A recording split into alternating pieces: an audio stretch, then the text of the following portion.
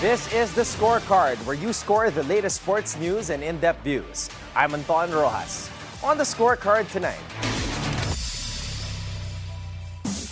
Alcaraz dethrones Sinner to reclaim U.S. Open crown. Eala swings back to action at Sao Paulo opener in Brazil after historic Guadalajara triumph. Rafa Nadal hails Filipina star. Terrafirma nabs big man Geo Chiu as top pick in the PBA draft. Marcos signs law. Bataan gets first high school for sports. And let's talk about basketball with MGM Sports, Tito Tonyo, Rani Samson, and Tam Panganiban live here at the BNC studio. All the headlines and more on the Scorecard tonight, the 8th of September. Now, here's our roundup. New York turned into a theater of tennis dominance as Carlos Alcaraz reigned supreme at the U.S. Open. Alcaraz overpowered Jannik Sinner to regain his crown and world #1 spot, stamping his authority on the sport's biggest stage. The Spaniard took center stage inside Arthur Ashe Stadium and produced a masterclass, defeating Sinner 6-2, 3-6, 6-1, 6-4. The 22-year-old was unstoppable, doubling Sinner's winners 42-21, losing just 9 points on first serve. And world #1 and proves once again that Alcaraz thrives in rivalry matches on the biggest stage. But the night was not just about tennis. Trump's U.S. Open visit sparked boos. Security delays marred the men's final, and fans were left frustrated by long lines and empty seats in the opening sets. Trump was shown on the big screen. A mix of cheers erupted, but the boos roared louder, creating an unusual backdrop to a historic tennis clash. Organizers pushed back the start to ease bottlenecks, yet the crowd's reaction followed Trump all night as he raised his fist after the first set to another wave of jeers.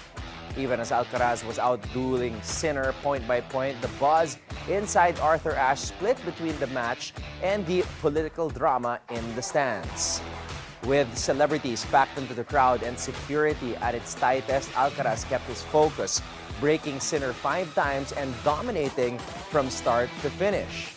He saved all 4 break points he faced and won 16 of 20 net points to show his complete all-court game. Alcaraz now owns 6 Grand Slam titles, making him... Meanwhile, fresh off her historic triumph as the first Filipino WTA champion at the Guadalajara 125 Open in Mexico, Alex Eala is back in action at the Sao Paulo Open in Brazil this Wednesday. The Sao Paulo Open is a WTA 250 tier event, a step higher than Guadalajara 125, and marks the first WTA tournament in Brazil since the 2000 Brazil Open. Matches will run until September 14 at the Park Villalobos. World number 61, Eala enters as the 3rd seed behind hometown favorite and world number 27, Beatriz Haddad Maya, and Argentina's Solana Sierra, world number 82. Due to rankings cutoff on August 25, Sierra is seated higher despite Eala now surpassing her in the live rankings. Eala opens her campaign against French qualifier Yasmin Mansouri, world number 380, with 280 points awaiting the champion. Eala is aiming for her first WTA 250 title after nearly making it last June at the Eastbourne Open. Meanwhile, tennis legend Rafa Nadal hailed Eala's breakthrough, congratulating her for her first WTA title in Guadalajara. Terrafirma made size its top priority in the PBA Season 50 rookie draft, selecting 24-year-old 6'9" former Ateneo center Geo Chiu as the #1 overall pick at the Mall of Asia Arena Music Hall. The Jeep's choice raised eyebrows, with many expecting them to go for highly touted guards Juan Gomez de Leaño, Dalf Panopio, Jason Brickman, or NCAA MVP Will Gozum. Team officials said Chiu's rare size and defensive presence made him the ideal pick to anchor their front line. Chiu, who currently plays for Abra in the MPBL, is known for his rim protection and rebounding. The 24-year-old big man will have to transition his game to the more physical and consistent PBA level. With Chiu in the fold, Terrafirma hopes to address its long-standing gap in the middle and provide support for star guards. And the Jeep also expect their new recruit to quickly develop under the pro system and form a strong inside-outside combination with their backcourt. The rookie center joins a rebuilding Terrafirma squad eager to make a breakthrough in the upcoming season. Fans will be watching to see if the gamble on size pays off in a league increasingly dominated by versatile guards. The Philippines takes a giant leap forward in sports development. President Ferdinand Bongbong Marcos Jr. has officially signed the creation of the Bataan High School for Sports, a secondary institution dedicated to nurturing the next generation of athletic stars. Under Republic Act number 12239, the school will be run by the Department of Education in close coordination with the Philippine Sports Commission and the National Academy of Sports, ensuring that students receive world-class training alongside their regular education. The Bataan High School for Sports will follow policies set by the National Academy of Sports Board of Trustees, implementing general secondary education as prescribed by the Enhanced Basic Education Act of 2013, targeting students with exceptional sports potential. Funding for the school's initial operations will come from the current year's allocation of the school's division office of Bataan, which would sustain support through the annual national budget. A move designed to turn talented youth into the Philippines' next sports champions. Max Verstappen rewrote history in Italy. He didn't just win the Grand Prix, he drove the fastest race ever in Formula One, breaking Michael Schumacher's two-decade-old record. Verstappen's average speed, a ridiculous 250.7 kilometers per hour. That's 155 miles an hour. The whole race wrapped in just over an hour and 13 minutes. That's not just winning, that's owning the temple of speed. Michael held this record since 2003, a Ferrari legend doing it on home soil. Verstappen just took that torch and lit it on fire, and he did it with a classic Red Bull game plan. Dominate quali, defend early, pit at the perfect moment, and then break the spirit of everyone behind you. But the real soap opera, McLaren, this was supposed to be about their title fight, Piastri versus Norris, going into the basket. Instead of trying to swish it cleanly through the net, this shot uses the angle and rebound of the backboard to increase accuracy. It is often seen in mid-range attempts, post-ups, and layups. Players use it to give themselves a better chance when defenders are closing in. Twist, when a yellow adult toy landed in the southeast corner of Huntington Bank Field, right in front of the dog pound. What started as a thrilling game moment quickly turned into an unexpected distraction, continuing a bizarre trend that surfaced during WNBA games this season, sometimes leading to arrests. A cryptocurrency group claimed credit for the recent stunts, telling KFC Radio in August they plan to pull off similar pranks at other sporting events, though it's unclear if Sunday's incident was related. The NFL isn't immune. During a preseason contest between the Tennessee Titans and Minnesota Vikings, a green adult toy was thrown onto the field, landing near midfield near the Tennessee sideline. It was promptly picked up by security, and the teams continued play without interruption. Whether the NFL and WNBA incidents are connected remains unclear, but fans and players alike know how or know now that anything can happen on game day. And that's our roundup for tonight, the 8th of September. When we return, let's talk about basketball with MGM Sports. We have Tito Tonyo, Rani Samson, and Tam Panganiban live in the studio.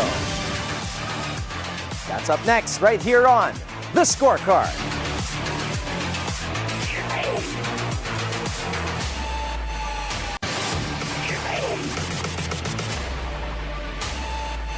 Welcome back to The Scorecard. You know, basketball is the nation's passion, and our guests tonight continue to spread this love by bringing the sport to the far-flung corners of the country to make good memories.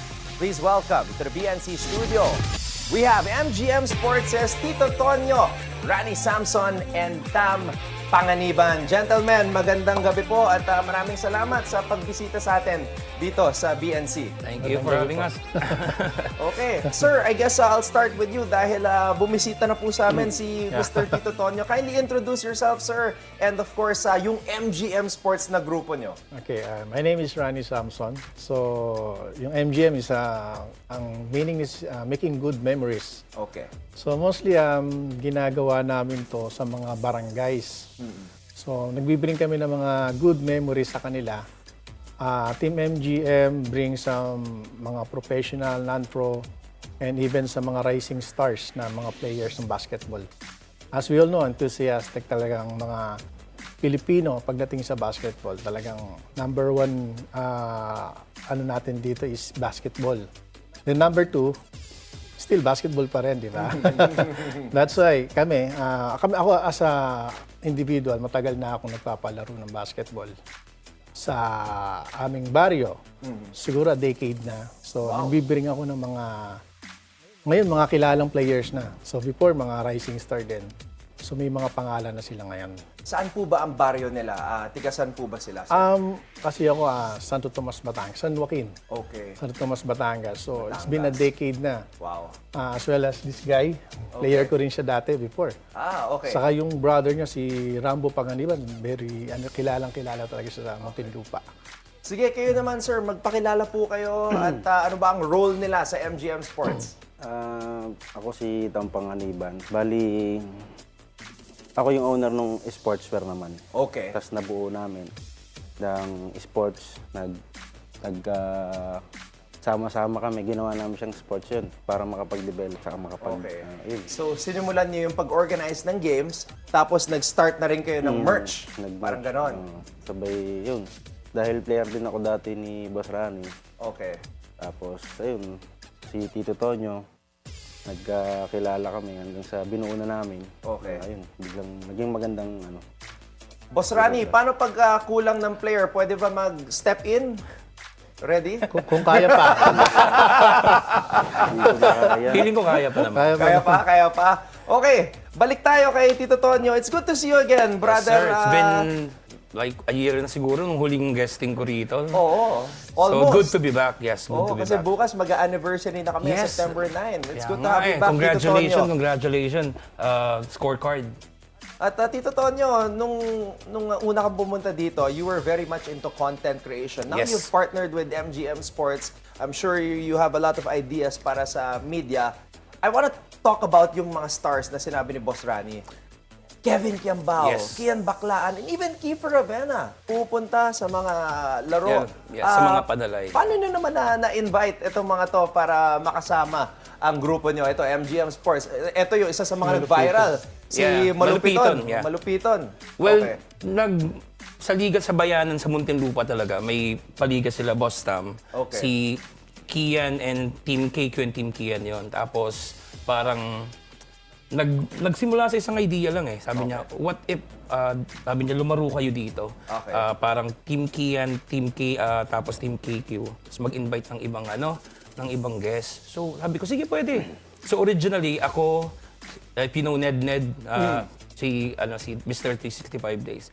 Yun yung una. Tapos hanggang nag-invite si KQ, yun nga si Malupiton. Doon nabuo yung bayanan event na sobrang nag-viral din na hindi na namin natapos yung game dahil yung mga tao nasa gitna ng court. Yun yung naka-pink na jersey sila Malupiton, sila Jolo Manansala nandun. Tapos doon na nagsimula hanggang nabuo namin yung Alaminos Laguna event with Carl Tamayo, sila Lebron Lopez.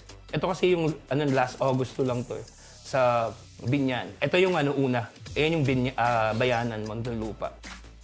Yan yung pinaka pumutok talaga na Malupiton event with Kian and KQ. Ayan. Tapos yun, doon na naman nabuo yung plano na, ay ganda pala nito, ba't di natin ituloy-tuloy? Kasi yung mga, syempre yung ibang mga nasa probinsya, hindi naman nila... Teka, sino yun? Ako yun. Ayan.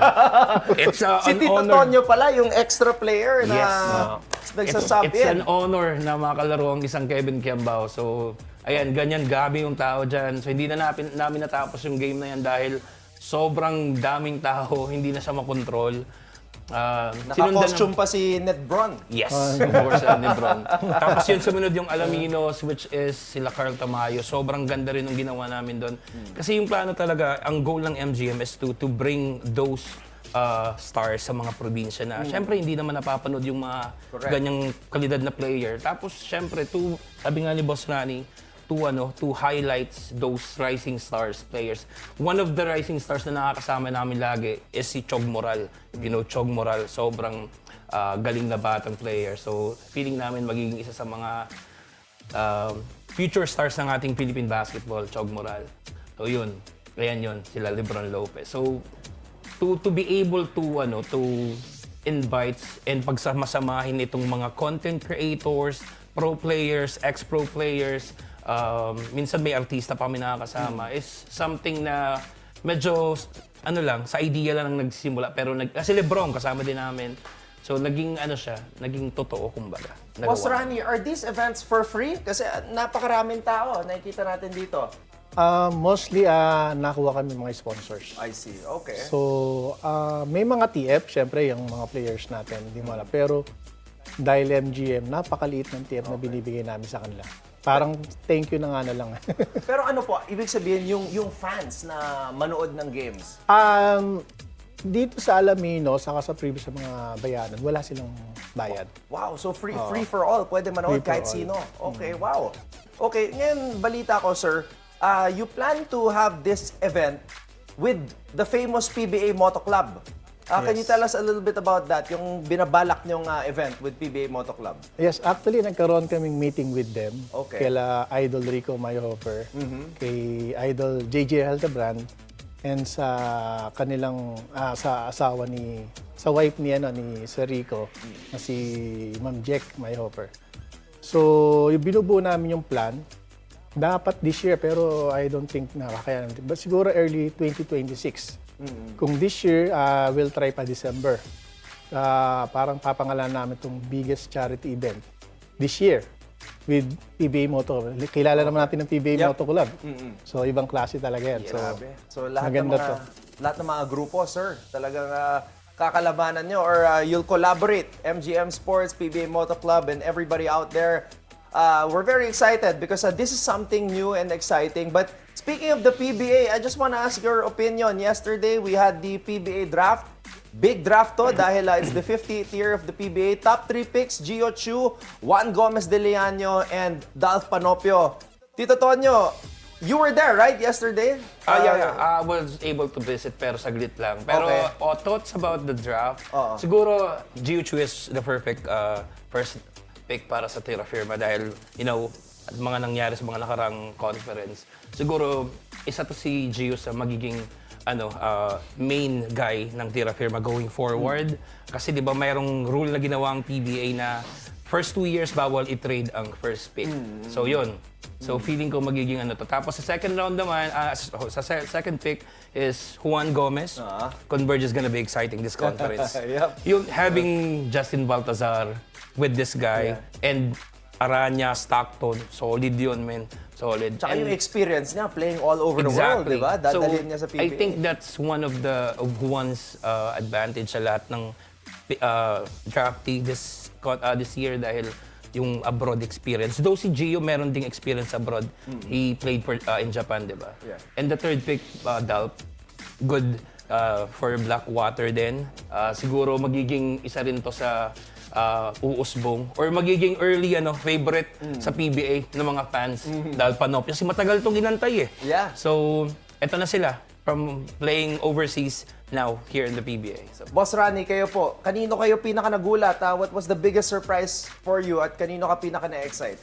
Sa PBA draft? PBA draft. Of course, kay Juan Gomez de Leano. Kasi nakasama namin siya sa Unauthorized Sports. yes. Kasama sa MGM na eh. Pati si Javi, pati yung Yung kuya tatlo. nila, di ba? Yes, yung tatlo. Si Joe, right? Yes. Okay. Kasama namin siya sa MGM sa So, medyo kilala namin si Juan. So, isa yan sa mga talagang inaano namin. Tam, ikaw, last. PBA draft. Saan ka pinaka nagulat? Siyempre, Sino doon abangan mo? sa kalugar ko sa Muntinlupa, si Abis. John Abis, perpetual. Okay. Yun lang Oh, naman. piso-piso. Naglaro na kasi, naglaro na siya, di ba, si Abis? Naglaro sa amin si Abby saka si Juan.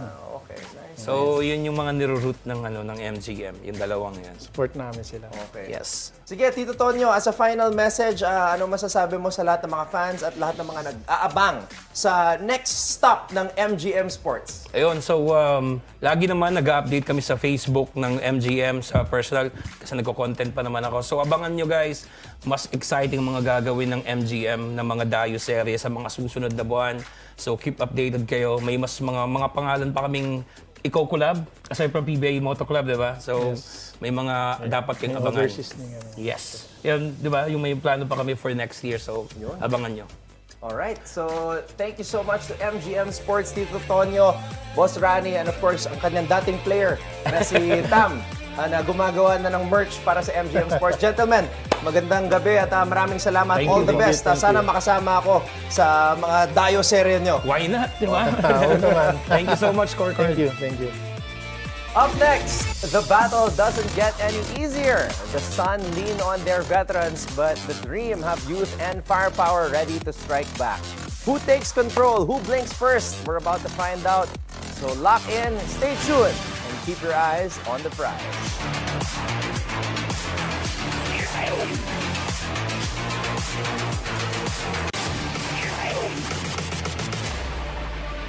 Welcome back to the Scorecard. It's time to keep your eyes on the prize. So, Connecticut versus Atlanta, the final week before the playoffs. And if you thought things were going to calm down, think again, because Ryan Howard just dropped 37 points and tied the WNBA record with 9 threes. And now she's got Tina Charles and the Sun rolling into College Park with nothing to lose. The Dream have already clinched home court for round 1. They've won 7 of their last 10, and they just dismantled the Sparks with a franchise-tying 19 made threes. Meanwhile, Connecticut is hanging tough. They just spoiled Phoenix's push for the number 2 seed. Thanks to rookie Eala going full closer mode in the last 30 seconds. And Tina Charles, she's still putting up 22 and 10 at age 36. Plus, getting emotional after being honored for her charity work. This Sun team isn't mailing anything in. This is the 4th meeting of the year. Atlanta smoked Connecticut just last week, 93-76 behind, you guessed it, Howard. But here's the thing, Connecticut's defense has been feisty, forcing turnovers and making teams grind through possessions. The X factor, the three-point line. Atlanta averages nearly 10 threes a night, while Connecticut allows just about that number. Now, if the Sun can run Howard and Maya Caldwell off the arc, then they've got a puncher's chance. If not, it could look like Friday night all over again. First is Ryan Howard. She's averaging 20 points over her last 10 and looks unstoppable when she gets rolling. Next is Brianna Jones, quietly steady, 13 points and 7 boards a night, making plays inside. Then, Tina Charles, still a double-double threat every night. Don't let the mileage fool you. And last but not the least, Sania Rivers, Connecticut's spark from deep. Nearly 2 made threes a game. For Atlanta, Howard is suddenly looking like that player who can carry a team into May. For Connecticut, it's about showing fight. Prediction? Well, expect the fireworks early. The Dream want to run. The Sun want to slow it down. Whoever controls the tempo wins. So stay locked in as veteran experience meets young firepower.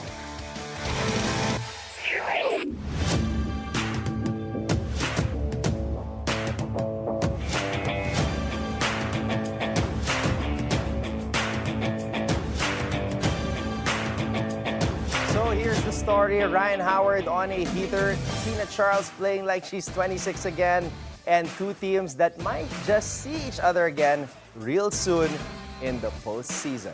And that's the beauty of this matchup. It's a sneak peek at playoff basketball. So buckle up.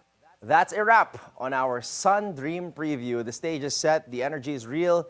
Don't blink because this one is coming fast. Keep your eyes on the prize. Before we go, think on this. From the face of a new era in women's basketball, known for her limitless range, court vision, and competitive fire, Caitlin Clark once said, Go after the things people say you can't do, because more times than not, you can. And with that, thank you for joining us tonight. We'll see you again tomorrow on the Scorecard, where sports is our business and business is our sport on the Bilyonaryo News Channel. This has been Anton Roxas. Have a blessed evening, everybody. Good night.